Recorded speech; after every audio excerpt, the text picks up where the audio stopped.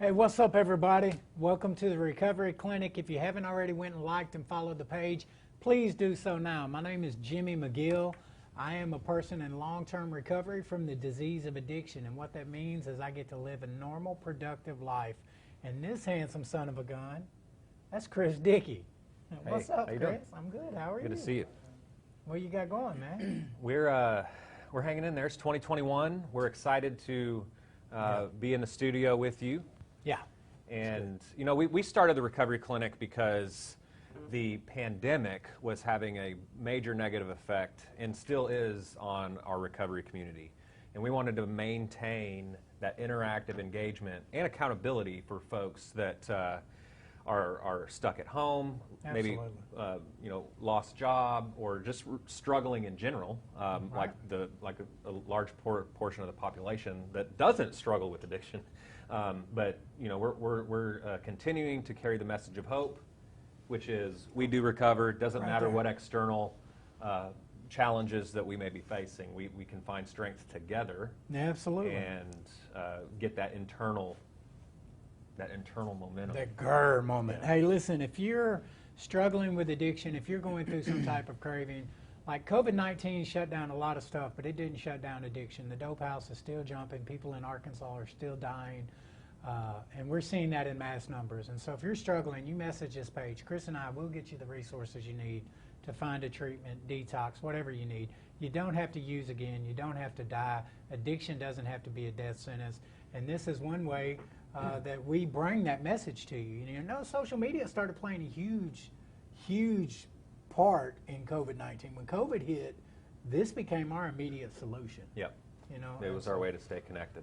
and so it's great. And so one of the things we like to do is bring you guys decision makers who can really help shape recovery efforts and what's going on. And I think we got a pretty good one coming in today, don't we, Chris? We definitely do.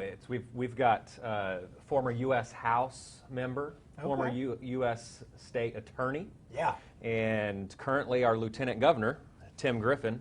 Thanks for having me. Yeah, we're glad you're here. Let me say, for all of you that may be thinking something, Just a little bit. you know, to be in the studio, we follow a lot of guidelines. Strict guidelines. And to do right by those guidelines, we go the extra mile, if you will. And so we're grateful that Lieutenant Governor Tim Griffin was able to come in the studio today. Absolutely. But we are making sure safety is number one. And so we understand what environment we are in right now. But It's not that you didn't wear deodorant. It's just that I needed to be 6 feet away. Exactly.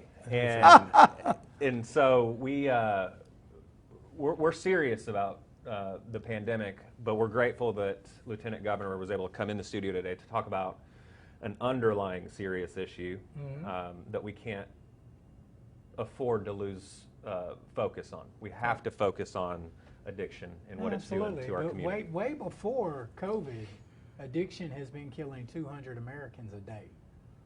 You know, we can call it an epidemic, but reality it's a pandemic, because the drugs are not just in America, they're not just in Arkansas, they're global. So it's a pandemic as well. We just don't call it that because it's a shame-based thing. Right. But before we get any further, I want to, was it in 2019 you received the rank of colonel? Or was it actually in 2020? Yeah, 2018. It was 2 years ago already? 2000. Oh, wow. Late 18. I think I pinned on Okay. in late 18. You know, I took command in 19, and you know, if you look at my life, one of the few constants for decades has been that Army service. And you know, I will tell you that awareness of addiction is a very high priority in the military. You may know that we have had a lot of problems in the military with suicide. Yeah, right. And a lot of time, addiction, drug problems are tied into some of those same challenges and difficulties that service members have. Yeah. So I have seen it from that perspective. And, you know, sometimes it can be made worse for service members when they when they come out of the service, or they came back from combat at some point overseas, and they come back to the U.S. and they get out of the service and they live here in Little Rock or somewhere else in Arkansas, sometimes they have a hard time adjusting. They're not with that very structured military environment, right? And they're used to being with their buddies, and they have a comfort level that they've built in that world, and then they're not thrown out, but they're thrown into the civilian world. And unfortunately, sometimes one of the places that they go for relief is substance. Yeah. Absolutely. And so it's everybody's problem. It is. It's all of our. It's my problem. It's your problem. Whether you have a substance problems personally, that's one thing. But it's everybody's problem. Yeah, it affects all of us. Well, it's a lot of the people that we all support who have ended up in prison. We pay for that in our tax dollars. A lot of that relates to substance abuse. Yes. And a lot of our deaths on our highways relate to substance. I mean, there's a lot of our problems in the families relate to substance abuse. So when I say it's everyone's problem, that is not just some happy talk I'm trying to get everybody engaged with. It's a reality. It is. It is a reality. So I appreciate y'all letting me come on here. Yeah, no, we appreciate your service. First and foremost, we love service members and supporting them. Actually, one of our most memorable guests was a guy named Michael Brooks. Founder of We Are the 22. We Are the 22, Okay. and this is graphic, but he committed suicide. Didn't try. He committed suicide. He put a big... With what the lieutenant governor just said was he tried through substance PTSD use. probably, or maybe Yeah, coming. he found an abandoned house, and it was in the winter, and he had took some heroin, and it didn't kill him. But when he woke up, he was frozen to the floor, and at that moment, he said God kind of entered his life and kind of changed his trajectory. And he said, in that moment, I wish someone would have kicked down that door and saved my life. And that's what he does now. And they go out and they meet in real time. Service members who are struggling. Stay alive. Well, and the disease does not discriminate between color, income, neighborhood, whatever. People with more money may have more access, but make no mistake about it. It is an equal opportunity killer. Yes, it is. And sometimes it is deceptive in how it sneaks in through prescription meds, through medical struggles, and you're going down a route to healing, and you may become an addict and become dependent upon substance in that way, or some other way on the street.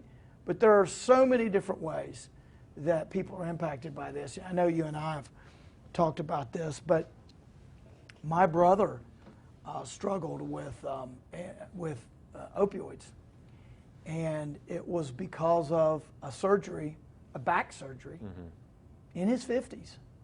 A back surgery gone bad.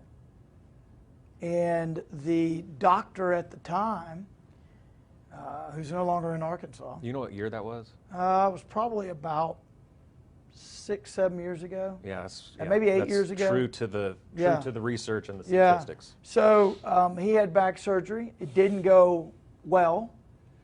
And the doctor, instead of providing a number of different solutions to the pain, just said, here's some opioids. Probably didn't do it in that way. He just said, I'm prescribing this. Yeah. And my brother texts me a lot and sort of updates me on things. And it was clear to me what was happening is he was losing his quality of life. He was combining it with alcohol, anything to stop the pain. Yeah. He would tell me that even though he's had back surgery, he'd say my foot feels like 1,000 hornets are stinging it, right? And so he would mix alcohol with the opioids, and I could tell that he his health was degenerating, and he was no longer able to go hunting, to go in the woods, which he likes to do. It was limiting his activity. Then you get emotional pain on top of that. Yeah, and then, I mean, it's just a snowball. Yeah. And I basically saw someone in his 50s who was headed to death, toward death. And so I reached out to a doctor here in town, and a pain management doctor who's widely respected, regarded, highly regarded. And I said, look, my brother's got pain. He's been just given a singular solution by this other doctor, opioids. I'm going to go out on a limb and say it's probably overprescribed. Yeah. He wasn't following the FDA's guidelines of how long I don't even the treatment know should if he last. knew a lot about pain management. I mean, No. he was a neurosurgeon. Yeah, doctors don't go. And he just pushed a lot Yeah. of opioids toward my brother in different shapes and sizes, I think. And but the pain I said to the pain management doctor, is there not a way to deal with pain in a responsible way that will allow him to maintain his health and quality of life, and we can help getting him off of, pulling him, hopefully solving some of this addiction. My brother has sort of this personality, where he had always had a lot of alcohol. And addictive personality, I guess, is what some would say, or a tendency toward maybe addiction. And this doctor helped us by prescribing a number of different prescriptions. At the high end of the pain scale, there were limited opioids if needed, very limited. But there were a number of other options before you had to get there that would deal with most pain on most days.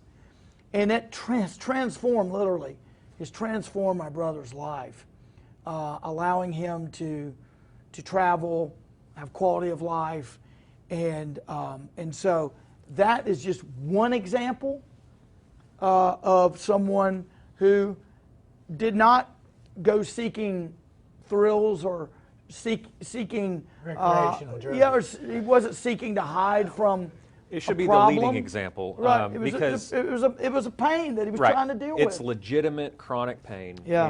And Jimmy and I talk about this a lot, and you're definitely aware of it, that the opioid epidemic scares doctors, and then they start cutting their patients off on the supply that they've been giving them. And a lot of these individuals have legitimate chronic pain. And I think that story is important to share with all of our viewers, because there are alternatives to pain. Is it scary? Yes. But we're trusting in the process, and you all just heard it, that the quality of life has been completely transformed and enriched through just a little more options, more solutions. Well, and there's been a lot more solution-oriented thinking. There has been a lot more awareness, obviously, a lot more education in the last 5 to 10 years, particularly probably in the last 5 years on this issue. But the moral of the story is there is help. There is help, and I would say that faith in this instance, my brother's faith in the Lord has been a big part of that solution as well. I will also say, so that's one perspective that I bring when I'm thinking about substance abuse and recovery and addiction. Another one relates to my service on the board of Our House, which is a home for the working homeless, and also on the board of Pathway to Freedom.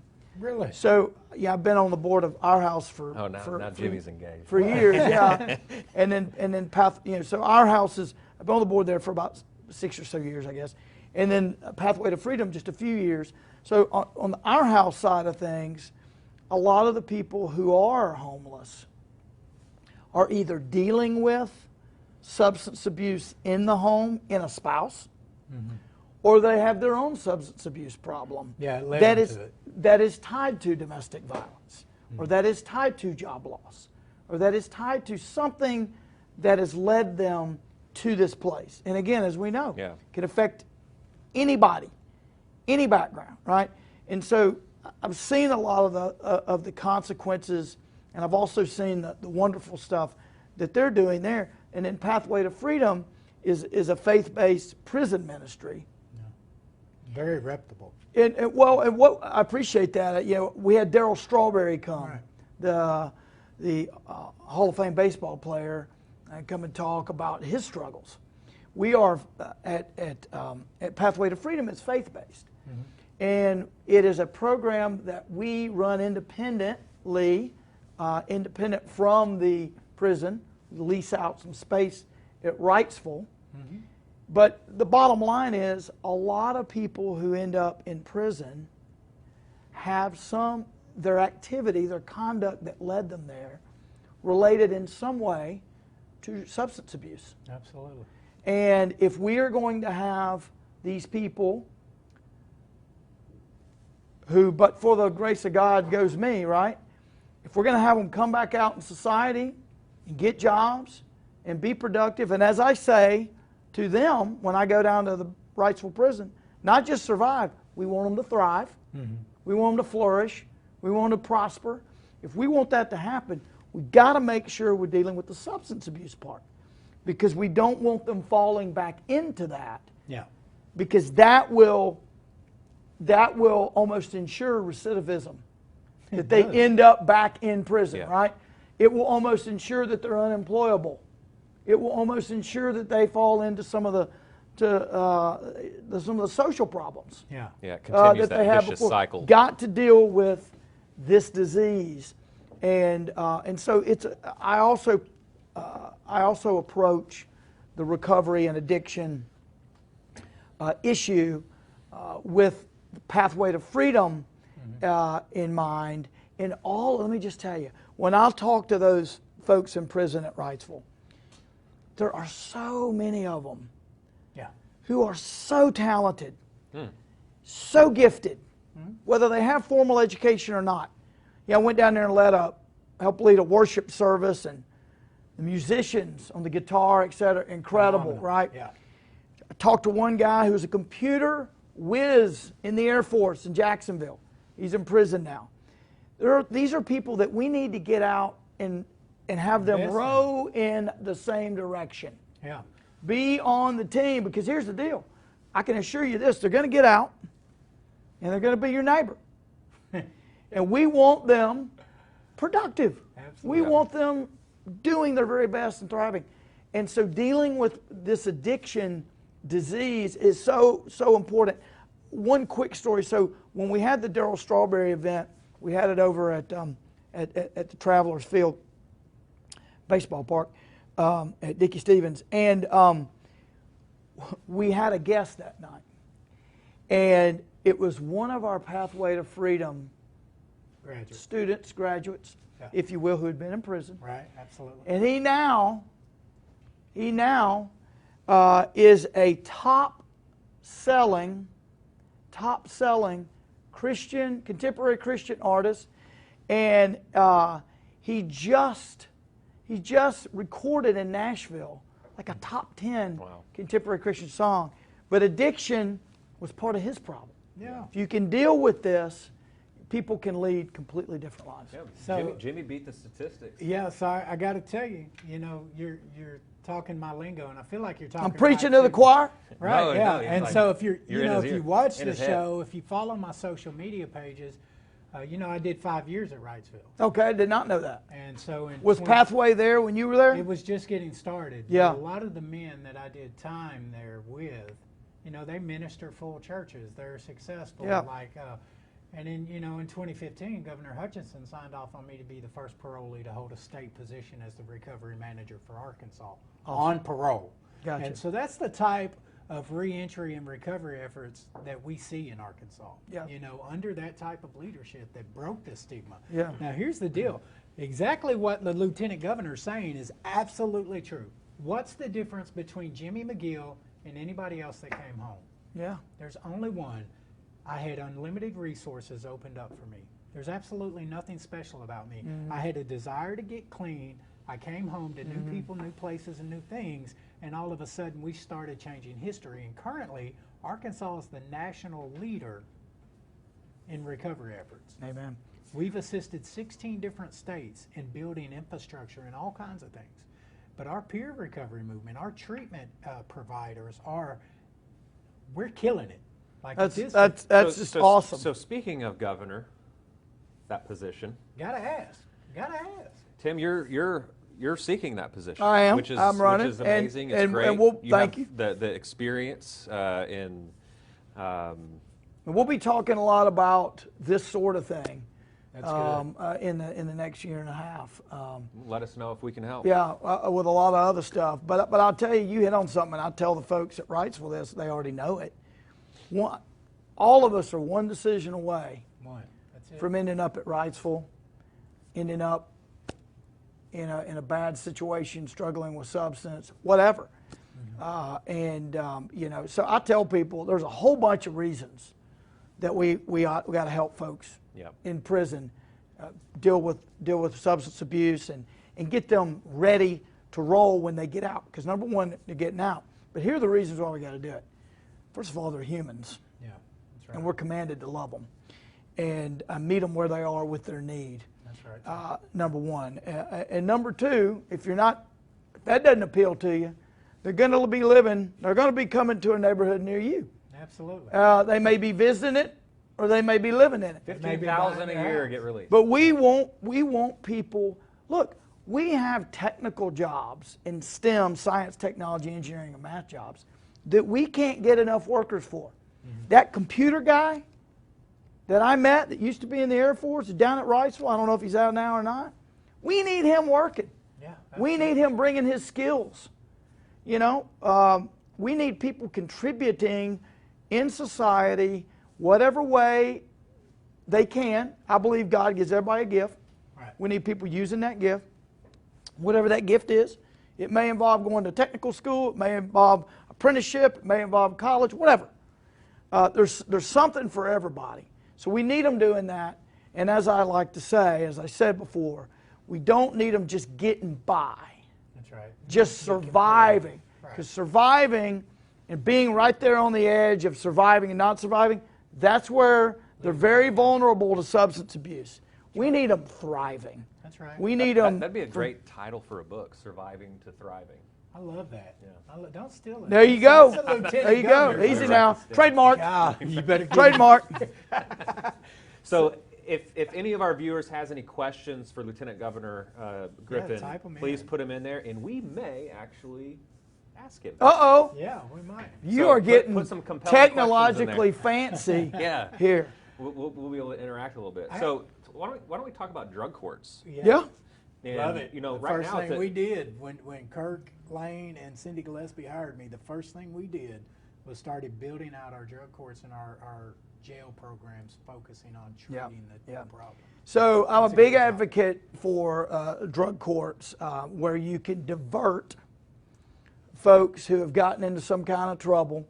You can divert them away from the traditional prison route, and you can deal with them on substance issues in particular so that they never get in the prison system. Because a lot of folks, they'll screw up and they'll end up in trouble, and it'll be directly in some way related to substance and substance abuse. And if we can address that and keep them from ever going into prison, I'm talking about nonviolent folks, obviously, then they can get their lives back on track and not be influenced in the negative way that people are when they have to spend time in prison. Yeah. They are more likely to deal with their struggle and stay on the right track, stay on the right track, if we can keep them out of prison, assuming that they meet the certain standards. I can tell you that, we have drug courts around the state. We need more. Yeah, we do. We need more awareness of the issue and the success. I will tell you, I've spoken at drug court graduations where folks have gone through the program. Bentonville's got a really good one. Been up there to speak. talk about structure. I mean, it's an accomplishment. Yeah. So I'm glad that you take the time Yeah. to go do that, because it says Well, and the something when someone testimonies- actually gets through. Well, the testimonies speak for themselves. You hear a lot of young people. A lot of people get clean with the judge nudge. Yeah. Well, and with that recognition that there's an underlying problem Yeah. of addiction or substance abuse that got them off track. Yeah.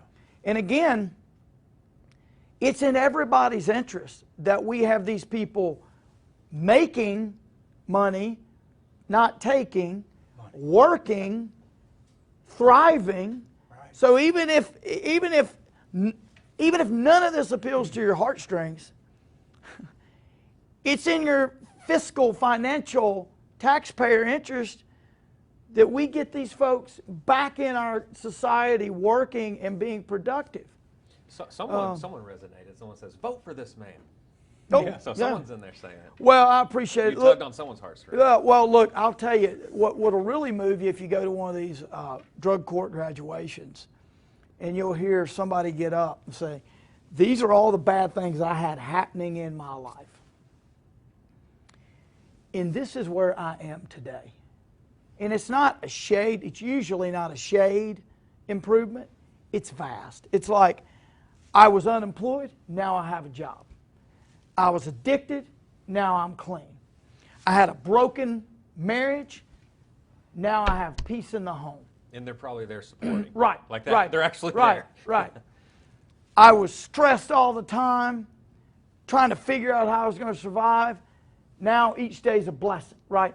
The contrast is incredible. Yeah, it really is. And look, I'll just tell you from my perspective, the most powerful stories are the ones where people's hearts have been changed by the Lord, and that's just a fact. And but the bottom line of what you're doing and all of what we're talking about is, regardless of your reason, it's in everybody's interest, mine, yours, the gentleman sitting over there, the gentleman sitting way over here. It's in everybody's interest, that we help folks get themselves right and clean. Right. Because we would never say, "Oh, those people with broken legs and cancer and whatever, just leave them alone. Don't worry about it." They're We too would never. difficult to deal We with. would never say that. Yeah. This is something. This is a condition that needs to be dealt with. Yeah. And 81,000 Americans overdosed last year. oh man, Just from just opioid related. Yeah. Well, we have 2 a day most in of them are Arkansans that Yeah. lose their life. Well, that number's way higher now. over 88, like you mentioned. I mean, if it's not the contributor, alcohol is a lot of, even marijuana is a supporting actor. yeah. In some of these. Well, and Preventable. don't believe that this is something that just happens in a certain part of town. Absolutely. There are kids at our universities here in this state and all over the country who are trying that drug, that supposedly opioid. You never know if it's got fentanyl from China or Right. whatever, because a lot of that stuff's made in China, Yep. trafficked up through Mexico. You never know what you're trying. And these college kids who have bright futures, or whatever, it can affect anybody. I know for a fact. I have a friend whose son used to work on my campaigns, and he was a fraternity member up at the University of Arkansas. Yeah. And one time he tried, Once. and he got addicted, and he's no longer with us. And it's just a tragedy. It's a tragedy. So, parents, don't kid yourself. It can happen in any neighborhood. Yeah, you're in denial if you think that you're. It is really, drugs and substance abuse is as much a problem on college campuses as it is anywhere else. That's why we started the Save Our Students Coalition. Mm-hmm. Trevor Belines was over it for a long time. Yes, Right. that's where I met Trevor up at the university. Yeah, dang it. I you went got up for- promotion and Yeah, I went up for a Thank you, press. Trevor. Yeah, I went up for a press conference. Trevor was, I think, in student government or something at the University of Arkansas. They invited me up to speak on this issue, and I went up for that event. I remember doing the press conference up there, and that was probably maybe 3 or 4 years ago. But that's where I think that's where I first met Trevor. So yeah, there are a lot of different things going on to help address this problem, but it's not a one and done thing. It's not like we got a program for that, we're done. Right. No, this is like raising your kids. Yeah. It's every single day, sun up to sundown. It doesn't end. Yeah. Even when they get out of the house, it doesn't end. I wouldn't know that. All 3 of mine are young, but That's the bad thing about life. It's so daily. Yeah. yeah. Well, hey, we you can't hit pause, huh? we That's also the great opportunity about life, Exactly. right? I mean, Exactly. It look, is- the yeah, it is alternative's daily. not a good one. I thank the Lord for every day, even though days don't always go my way. So much to be thankful for. Well, we appreciate you coming in and spending some time with us out of your busy schedule. We always give our guests the final word, final thought I'm just going to to say, address our viewers. yep, If you want to say just anything going to say them. thanks for what y'all do. Thanks for what everybody does who's in your line of work. It is all hands on deck. Yeah. I will tell you that there is a role for government to play, but government does not have a magic wand here. This is something that nonprofits play a critical role. Faith-based community plays a critical role. And on a lot of these things, government has the money, but a lot of these nonprofits can do a better job. They're just more nimble, they're more efficient, and they've got expertise that, frankly, government doesn't always have. So there's a role for government to play, but government, you can't rest because you think government's got a program for this. Government's got a program for a lot of stuff that never been fixed. So this is an all hands on deck deal. It is. And we got to keep rowing. Stop rowing, the boat stops. Remember that. I want to say something, Lieutenant Governor. I'm really impressed with your understanding of all these core issues surrounding addiction, especially the correlation between substance use and recidivism. Right, like Thank you. Arkansas's recidivism rate is extreme, and I never met anyone doing time that wasn't there for any other thing other than a substance use issue, whether it was drug dealing, whether it was a crime committed while they were using, because the simple truth is non-substance users that are incarcerated don't tend to make the same mistake twice because they can think a little bit better than one with a clouded mind. Yeah. And we can back all that up with data. Yeah. And so that's really Well, cool. I appreciate that. 2 quick things. Pathway to Freedom graduates have a much lower recidivism rate I know a because ton they're of them. being transformed. And I think that's very important to point out. Yeah. And so, but anyway, I appreciate what y'all do, and we just got to keep the focus on. Yeah. Well, we appreciate you coming. Is there a website someone can go to if they want to learn more about your campaign? Yes, we do have timgriffinforgovernor.com, timgriffinforgovernor.com. And then, of course, if anybody wants to contact me in my official office, 501-682-2144. I think I got that right. I usually call a direct line, but so they could contact my official office, certainly contact the campaign, but really appreciate y'all having me. Wonderful. Well, Thank you so much. We'll meet you again around the campfire when the time presents. Campfire cologne, that's when you're roasting marshmallows and you smell like Well, maybe- Arkansas back then. Maybe next time, that will get back and spray on. Maybe next time we can talk about the tie-in of illiteracy. That's good. One of our biggest emergencies in the state is illiteracy, and we don't hear enough about it. Illiteracy can predict substance abuse, folks that go to prison, etc. Yeah. It's a critical deal, and we need more attention paid to it. That's We great. appreciate you. Thank you y'all. so much. All right. Well, there you have it. If you want to learn more about Lieutenant Governor Griffin's campaign for governor, visit timgriffinforgovernor.com. Jimmy, Yeah. that was powerful. That was good. I was really impressed to see that. I mean, we've had some, and I'm not knocking any other guest, right? Right. But he seemed more enthusiastic. And with the tens of thousands of Arkansans who are in long-term recovery that vote, that makes us the strongest mobilized movement, even more so than the LGBTQI community. Yeah. That's heavy. And so when Well, you someone said. oh man, those Yeah. comments. How about Tim Griffin for president? Someone said. Yeah, I saw that. Yeah. And I was, man. Thank you for your passion. Absolutely. Yeah, your attention. man. So, Look at those. Like Sean McCowan says, I love to see political involvement. Politics changes policy. Way to go, Scott. Way to go, guys. Recovery is real, and you can recover. One of the things that he mentioned that I Vote really for this man appreciate is the fact that he wasn't talking about tearing down silos. He was talking about bridging those gaps. Just Yeah, create a bridge. collaboration. It's Absolutely. going to take all hands on deck, and, Yeah. and we certainly understand that. Do you have anything Man, to close with? Yeah, I can't. I'm scared to talk. I'm scared if I talk, it's like endorsing people. I don't want. No, I mean, this is just about everything. That was a great show. You know what I mean? And that's the type of. Yeah. That's the buy-in we need, right? Like, forget all the talk. Put your money where your mouth is. I have defeated the odds, and I defeated it because we got a governor that was willing to change laws so that I could work Yeah. for a state agency, and we need more of that. If you want to see more people successfully re-enter society, Chris, and we got to step up and put our money in our mouth, and it's got to, the video and audio got to sync up, or it's Yeah. going to be like a bad Chinese movie. Well, a lot of people are just sick and tired of being sick and tired Yeah. about focusing on problems, I loved it. and we're ready to focus on solutions. Yeah, and if we look at each other as competition, but you have to understand the problem to be able to.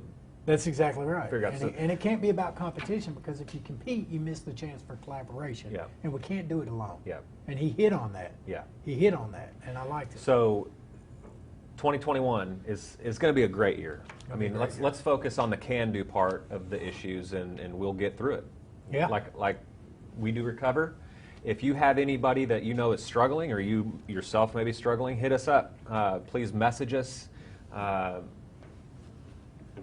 Please stay connected. We want to continue to work together and help you thrive.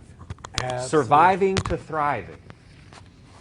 It was trademarked on this show. It was. He marked So it. we'll see you next week. We've got another great guest who has a big heart for Who do we recovery. got next week? M18. Oh, Blake Polson. You're being serious? Yeah. Man, check your calendar. Hey, and then we're going on a field trip. We are taking you guys to Lone Oak County Jail, the place where the hard butt sheriff helped me change my life. And so we love you, and we'll see you next Wednesday at 11. Thank you so much.